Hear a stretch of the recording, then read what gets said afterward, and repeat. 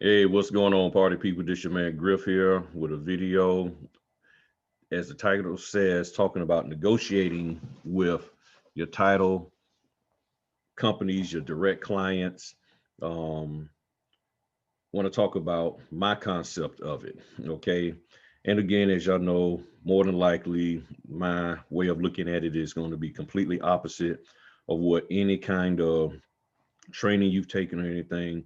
Um, but at the same time, my concept is sort of based on a lot of that training. Okay, from what I've heard from other instructors say and interviews that I've seen them give, it drove my the way I price stuff when it comes to these direct clients. And I went and took a look last night about how many direct signings that I've actually done. And again, we all know my definition of direct is different from others. But a lot of the direct signings I've done, I think it's been probably close to 20, might be almost 25. And I think it's only been one company that was here, that actually hired me. And they hired me starting off with doing e-notary stuff. So, and because they couldn't find an e-notary, and some e-notaries, people are e-notaries and they're not set up to do it. So I'm actually set up on Doc Verify to do it, even though a lot of people don't like Doc Verify, but I use Doc Verify and to get it done. Because a lot of the other platforms are just now and primarily at that time wasn't set up to do mortgages where I had to charge people, that a fee, and then they take my part of my money that I was getting paid. So the other platforms just didn't support me being able to just take a document, 10 pages, and get paid $125 to do a 10-page sellers package. That's all it was. A 10-page sellers package, 125. It only had about two or three things that I needed to notarize. But if I had put it in one of those other systems, they was going to charge me $25. I would have to charge $25 per stamp, and then they was going to take a portion of that. So with Doc Verify, I get to keep all my money, even though I have to pay monthly for their platform, or you could pay annually and save yourself a few dollars. At the time, I didn't have the money up, and I just haven't switched over to paying it for the annual. I have to save probably maybe $100 or something like that on the year.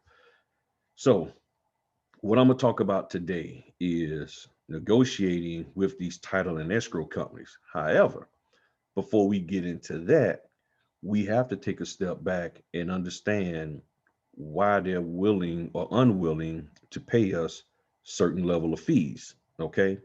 If you understand this, I think it'll help reduce your stress level when dealing with these companies. If you don't understand this or you have a hard time understanding this, then it's going to stress you out, or if you just don't want to accept it. And I know there's going to be people across the gamut and be like, I don't accept that because things have been great for me, dot, dot, dot. But I guarantee the reason why things have been great for you is because of what I'm getting ready to talk to you about right now. Okay. So I'm going to be sharing my screen here. And what you need to understand is simply this word right here, business model. Anybody who's running an LLC, which more like we probably most of the people are when it comes to the notary stuff, you have, and anybody taking business courses or got a business degree, understand business model. What is your company's business model? And this is very key to whether you're going to get paid $85 or $150, because depending on that company's business model, and I'm emphasizing that business model determines what they pay you. Why? Because we, as the notary, we fall in one of three categories. And it says here, the term business model refers to a company's plan for making a profit. It identifies the products and services the business plans to sell. It identifies the target market and it anticipates expenses. So either we are part of the profit, we're part of the target market, or we're part of the expenses. And in this regard, if I'm not mistaken, and please correct me if I'm wrong in the comment section, we are part of an expense for the title, escrow, settlement, signing services. We are an expense.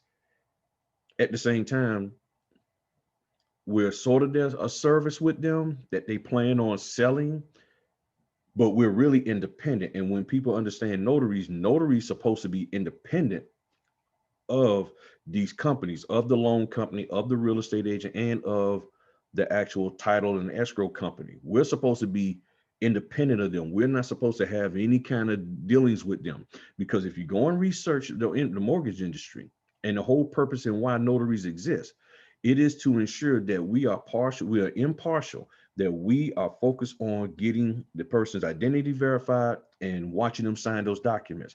And we don't have a skin in the game for as whether this $800,000 house gets refinanced or not, or whether a real estate agent gets a commission or any kind of titling and settling fees. We don't have anything to do with that. So that means as a notary, we're supposed to be completely independent, to where whether that deal goes through or not, it doesn't bother us, because we're getting paid for our service of notarizing documents. That's what this is supposed to all to be about. People have turned it into other things. People have gotten notaries to quote unquote be a part of their business and say, we this business, we offer notaries. And then the question is, can that notary sit there as an independent person and say, well, if the person doesn't want to sign, the notary all of a sudden who works for XYZ title company, well, you should go ahead on and sign it. I mean, at least just go on and sign the paperwork. It don't matter to me whether they sign it or not, because that's not my concern. My concern is, are you John Jones, Jenna Jones, and um, are you signing the documents properly? That's it. Are you Kevin McMiller? Are you Stacy McMiller? Yes. Are you Earl Estes? Are you John Estes? Yes. Sign the documents. That's it. And then you conduct yourself in a professional manner. Whether they buy that property or not is not your concern. Okay, that is the truth of the matter. Okay, and a lot of people probably will try to argue me down about that, but when you really look at the whole point of a notary, why notaries exist, and especially in the mortgage industry, it will tell you we're supposed to be impartial of the process. Okay, so business model, you need to understand that a company's business model is key to how they decide they're going to pay the notary. If a business decides that they are going to be a high-end concierge type of titling company, if they're going to be a high-end titling company that only deals with homes that are worth $500,000 or more, then that means they're only going to be dealing with certain level of clients, which means they're going to be pushing their product or what they offer at a premium price, because they want the best, which means they should have the revenue to pay us because they want the best notaries. Then if you have title and escrow companies that says, well, I'm just trying to get any kind of business, what do they tend to do? They tend to just grab whoever is out there. And if that company who they're dealing with says, well, all we're going to pay you is $300 for titling fees, well, that doesn't give them much to pay us as a notary. And speaking on that, how are we getting paid as a notary? If what I was taught, the notary fee is supposed to be separate from the titling fee. Now, if I'm wrong, again, I know somebody who might be in the titling or was, you're probably looking at this now. And if I'm wrong, correct me. But what I was taught, and I used to see in the altar statements on the line, is a separate fee. You had the titling fee, what the title company got paid, settlement fee and all of that. And then there's fee for notary. And a lot of times that fee for notary was XYZ dollars. So because the notary is independent, the notary is completely independent. And as a side note, people can actually get their own notary. Say, well, I have this notary, I want to use them. And I've had that happen where people have called me and said, "Hey, can you notarize this loan for me?" And they're like, "Okay, well, boom." And they specifically ask for me, and then I get the job. And there's a separate fee for notary. But how are they paying you? If the company is saying we're going to pay the notary out of what we get paid, meaning we charge $700 and we want to make $600 for each titling service, well, that means the notary, as much as they're going to get is $100 at the max. And then if things go wrong, this, that, and the other, then that means they got to pay us more for the back and forth, reprint, print fees, all of that, which means that money, that $600 profit or that $600 fee that they want to have gets dwindled down because now they got to pay us more. But if there's a separate fee for the notary, dot, dot, dot, and then in which who really pays the notary, if I'm not mistaken, is supposed to be the person who we're notarizing the documents for, not the title company, but the signer, because we're notarizing their signature. This is about them. So John Jones, Karen Jones are asking, they need these documents notarized, and they're paying the fee for the notary to get these documents notarized. That's who that's who's paying us. No different than, when you go to do a general notary, the person whose signature you're notarizing is the person who's paying you for that. Okay, that's a part of their closing costs. So how their business model is determines how we get paid. So when you're negotiating these fees and you're dealing with a company who has a business model that may not be aimed at high end people, or they want to come in lower than the standard, let's just say the standard settlement fee, titling fee services is $500. If somebody comes and say, well, you know what, I'm gonna undercut that, and they say 300, and they say we're going to pay the notary out of that fee, you might just get 50 or $60. Because if I'm paying you, I, I can't, I'm not even gonna try to explain it because I think y'all understand. I think y'all understand where I'm going with this. So also down here it talks about understanding business models. It says a business model is a high level plan for profitability, for profitably operating a business in a specific market. A primary component of the business model is the value proposition. This is described for the goods and services that a company offers and why they are desirable to customers or clients, ideally stated in the way that they differentiates the product or services from their competitors. So if XYZ titling company is marketing themselves as an affordable economic titling service, they might not be able to pay you the 150.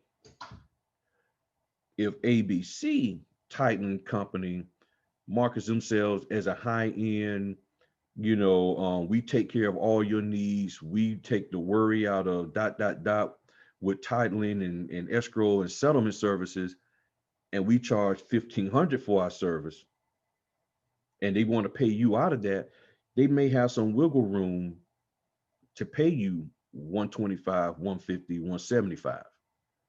And again, if I'm way off on all of this concept, then please tell me, okay? Because most businesses operate to make a profit. We as notaries and running our business operate to make a profit. So that's why a lot of people say, well, I go direct, because going direct supposed to afford me more money because I don't have to get paid $60 or $85. I can get paid the 125, the 150, so forth and so on. And that is true, provided the company you're going to offers that. But as I said,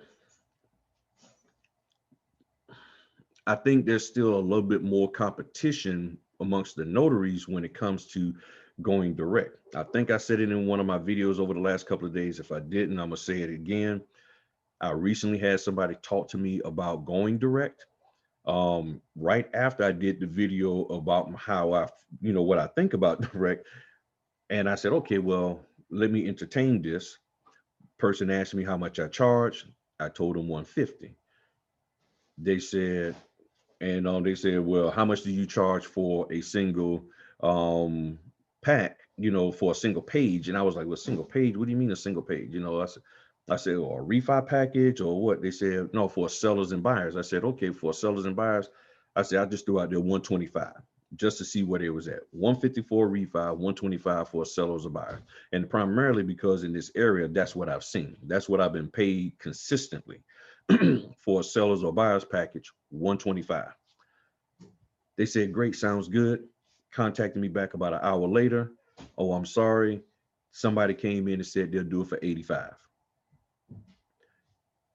The whole backstory is the titling company that is starting up. There's a new titling company, I believe, the way they told me. They're looking to pay no more than $100 for any notary services. So if you come in $101, they're not going to want to deal with you. If you come in at $99, then you're in. My thing, as I said in my video about direct versus signing companies, if I'm going to go direct and get $85, I can get that from a signing company. And again, it doesn't mean that there's going to be less back and forth, up and down, running around with the direct client than it is with the signing company. So I said, okay, to entertain them, I said, well, I told them, I said, well, I understood that somebody would come in below 100 to get the business. I figured somebody would do that. And in my mind, I'm saying it's probably a brand new notary who has taken various trainings and is like, okay, yeah, I'm gonna do this. I got to get in there, get direct. And then thinking that maybe down the road they will raise the price. And there's nothing wrong with that concept. However, if that company's business model is that they're only going to pay this, and the reason why they're only paying this fee is because all they're going to only charge a certain amount, you're never going to be able to get them to go over what their threshold is unless they have a whole bunch of business coming in and then they change their business model to accommodate a certain level of clientele. Now, I said I'll do it for 100 just to see where this is going to go at. She said, okay, great. I got to send them some information. I'm going to do that after this video and we'll see where it goes. But what happened? I said one fee, somebody came in and undercut that fee. And as a smart business, you're like, I have this service. I need this done, this notary fee, this notarization. Okay, you know what? If somebody's willing to offer me for 85, I'll take it. Now, some businesses are willing to take a chance that this person offering it for 85 is going to do good. With the thought in the back of their mind, they might mess things up. They might mess things up because they're sort of undercutting. They're saying 85 and they might not be that good at it. So they're just trying to get the business. And then if they get pressured enough by people making mistakes, then they're like, okay, I'm gonna have to pay more. And get a better notary. Now, when I say get a better notary, that's where the business model comes in. And this is why some of us aren't getting picked up with certain title and escrow companies and even signing services. If their business model is to offer a certain level of business to these people, and let me show you this here. Before I go in, as I'm going into this, you have the loan company, the direct client for the notary, this direct client, which is title companies, escrows, all of that signing service. If they're trying to offer a certain level of business to the loan company, because that's who their client is. The loan company is not our client. Our client is the direct client in the signing service. That's who we deal with. We contact the loan company if there's a problem, but the people who we really deal with is the direct client signing service. But they deal with the loan company. And if they're saying we're going to provide you with this exclusive high level this high level titling service, then guess what? The notaries that I have got to be on point, which means they may set themselves a criteria of saying, $100,000 in E&O insurance, 2 years of notary experience, 500 signings under your belt, and an error rate of less than 3%. So if that's their criteria and you're just getting into this thing, you might not get picked up from them, whether it's a signing service or a direct client. But then if you have a direct client or a signing service that says, hey, I'm just trying to make money as a titling company and I'm going after anybody and I'm gonna cut my fees down so that I can get in the door, which is the same thing they tell us as notaries when we try to talk to a signing company. Hey, I mean a direct client. Hey, tell them you'll do 2 or 3 for free. Give them something, bait them in, and offer them something. You gotta feed them something so that they'll be like, okay, yeah, I'll use you because you're coming in under the radar and you're undercutting people. So the direct clients are undercutting other title companies to get business, and then the notaries are undercutting other notaries to get business. That's what's going on.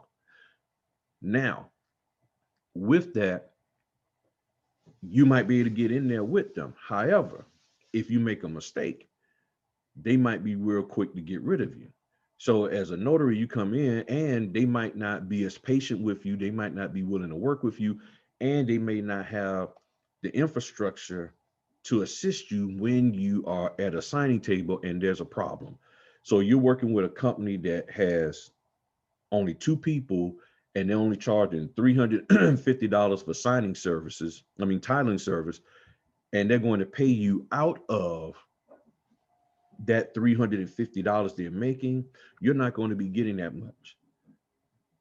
But if you come and say, if they say, well, 350 plus 150 for the notary fee, which is great for us. And then the other aspect is this. I'm going to stop sharing.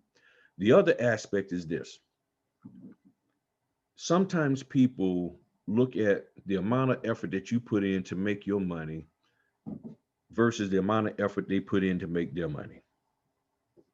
If you only have to do an hour with the client and you're making half of what they're making, and you only spent the hour and they spent 3 hours, 4 hours, 2 days getting all the titling stuff together, and they're only getting 350, maybe 400, and then you go in there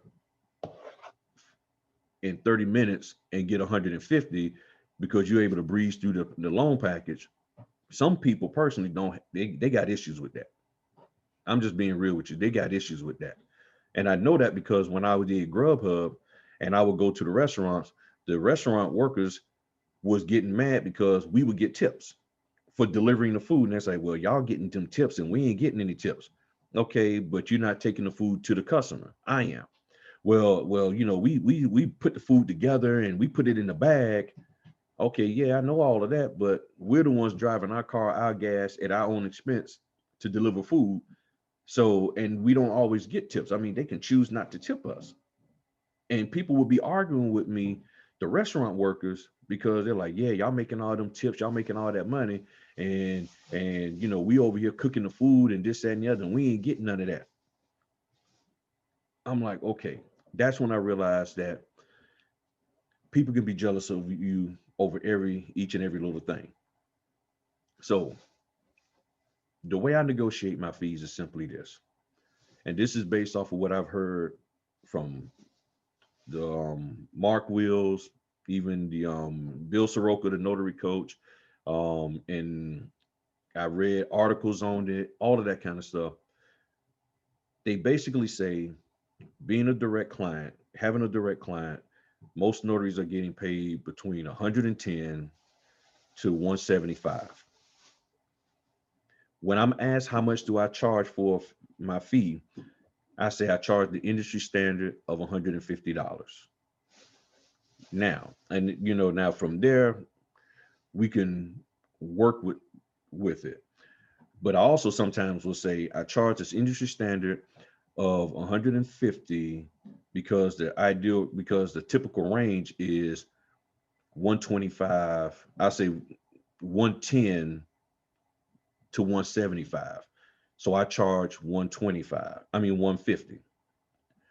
Now that gives them an idea that I do know what notary is supposed to make.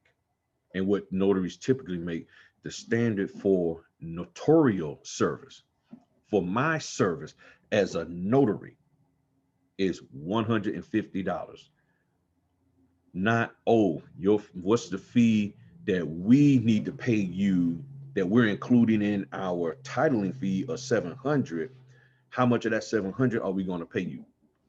What I was taught 2.5 years ago when I started doing this, and I do not think it has changed, is that it's supposed to be separate fees. The titling fee, because that's a separate company. Griffin Notary Service, separate company. This is my fee. That's where I was taught it's supposed to be done. I'm seeing that that's not necessarily the case. For whatever reason, I don't know.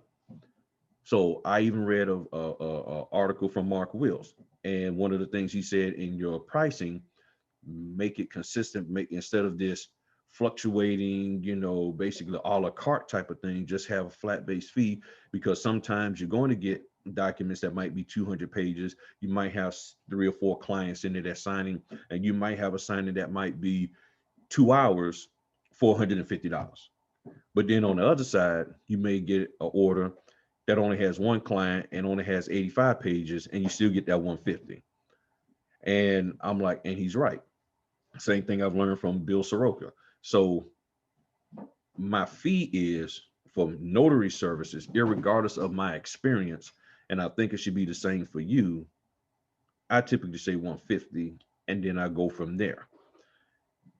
If their response is like, oh, okay, then I say, well, what is the maximum amount that y'all typically pay? What is your range, your fee that you typically are able to pay for notary services? And then that's up to them. Now they got to decide, okay, do I want to tell this person who just said 150, do I want to tell him we only going to pay you 60? You see what I'm saying? And it's like, okay, if the industry standard is 150, and that's why I go with industry standard instead of like making it seem like it's me coming up with my own. No, because the fee can be whatever. I say the industry standard is 150. The typical range is 110 to 175. Now from there, it's up to them whether or not they want to float with me on the price, and I try to work with them. Case in point, there's this one company that has called me. I've done 18 closings for them. And one time they contacted me via text, asked me what my fee was. Now, if you ask me what my fee is, I'm gonna tell you 150. So I said 150. Mind you, I've done signings for them already. Didn't hear anything back. I was like, that's interesting. Why they didn't contact me back? And they were saying that they needed this done. They were like, yeah, this is critical. We got to have this done. And I said, okay, 150. Didn't hear anything back from them. When they contacted me again for another signing, same type, I said 125. Bam, I get it. So now I found out their price point is 125. And then when I look back in my queue of where I've done signings for them, the majority of my signings for them have been 125. So I said, okay, that's the fee that they're comfortable doing. Another company that typically will signing, and now that's a direct client coming to me, and I can't even remember where they're located. They're not located in my area, but they found me somehow, and they call me all the time. I won't say all the time, but they call me a lot for signings. Well, there's a signing company out there that pays 75, and I would say 100. Never heard anything from them. Then one time I said they put an order out, a refi, like all the other ones, and I said 90. I get it. So now I know their price point is 90. That's where they're going. That's the max they'll go with. They'll go with 90. I also found out another signing company, and I'm not going to say the company's names because I don't want them thinking I'm trying to put them on blast or say anything bad about, because I understand if that's their business model, that's their business model. One company, they pay only 70% of what their fee is. So whatever they charge, they give us 70% of it. So if their fee is $100, then that means all they're going to offer us is $70. That's their business model. Just like some companies, their business model is to pay every 2 weeks. Some companies will pay you right at the beginning of the month, no matter how much you've done for them. Other companies, they net 30, they net 15. One company, in order to get paid, you got to submit a paper. It's not even really an invoice, and it doesn't even have a fee on it. It's just you signing this paper saying, I did this signing on this date and it did close successfully. Here's my name, here's my number, dot, dot, dot, and my email. And they know it closed successfully because they got record of that. But if you don't send them that one piece of paper, they will not pay you. It's that simple. And I forgot one time, I forgot to send it. And it was like 2, 3 months. And I'm like, okay, I'm looking at my queue. I'm like, wait a minute, I haven't gotten a check from them. And I contacted them and they said, oh, you didn't send us this one document. And they know that I didn't send it and they don't contact you about sending it. So they will sit there and keep your money if you never ever send them that document. So I had to send them the document and they instantly paid me, sent me a check in the mail. I'm like, okay, that's how they run things. I got to work with them on that. So you have to understand business model. When you understand a company's business model, then you'll be able to say, okay, this is what they're doing. And unfortunately, many of us will never truly understand that company's business model, but you can pick up on it as you sit there and continue to do business with them. That's just how some of them are. That's just the way they work. So trying to force them, demand them to do these things when it's not in their business model will make it difficult and will stress you out. So my simple thing for negotiating, the industry standard is 150. The typical range is 110 to 175. And then I work with them from there. Now, one of the things that I do offer to people, and I do all the time, is if I see that this is a critical situation and the company comes and say, look, all we can pay you is 115. And I know the whole point and I know that it's critical because, and they'll tell me, they say, yeah, we had a notary that got in a car accident and she can't make it. And the customer is pressed for time and they got to get this thing done. We got the documents ready. We just need this done. And we're asking you, can you please do this for us? And we, and all they can pay me is 115. That's all. Whether they telling the truth or not, I'm like, you know what? No problem. Because at the end of the day, the notary is there to service that client who needs their signature notarized. That's what it's about. So I'll say, okay, no problem. Let's get it done. By doing that, now you're getting in good grace with them. Yes, it's lower than my 150. Yes, it's lower than the 125 that I really want. I wouldn't mind getting. But guess what? At the end of the day, am I going to be looked at as a notary who can be there for them and reliable and get it done? Or am I going to be a notary who's like, nah, you got to pay me. If you ain't paying me, you ain't paying me. You know how everybody do that with the hand. You ain't paying me, grabbing all this stuff out the air that ain't there. Then you probably never hear from them again. So the bottom line is this: understand business model, understand that those companies operate in a particular way. And when you understand that, you'll know, okay, this is all I'm going to get out of them. That's it. So if your business model is a notary, I want 150. Their business model as a business, we only pay 85. You probably just need to leave them alone. It's that simple. Don't try to force them to pay you something that they can't afford to pay you or they don't want to pay you. Because what'll happen is if you end up doing that and there's like, okay, we'll pay you, and then you make a mistake and you jack stuff up, they're going to be really regretting that. It's not worth trying to, it's just not good to try to make these companies pay you what you feel you ought to be paid because you think your time is so special. If they're not in a position to do that, if that's not their modus operandi, just go on somewhere else. Just tell them, okay, well, no, we can't do that. That's all you got to do. But getting mad at them for that, saying, watch these companies, they trying to lowball us. Maybe, but maybe that's because of the position that they put themselves in. That's all they can afford to pay you. It's that simple. So that's why I say money is money. Do what you can to get the money in.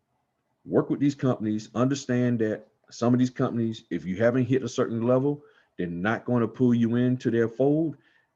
That's why I keep saying, do those loan applications, do those debt settlements, do that stuff and get some experience under your belt so you can beef up your online profile and resume. And I don't care what anybody say, they keep talking about nobody reads that stuff. They do read it. They do. That's you telling a story about who you are and how good you are and how you can solve their problem. But if they can't read, because if they're not going to call you, say, hey, tell me how you gonna solve my problem.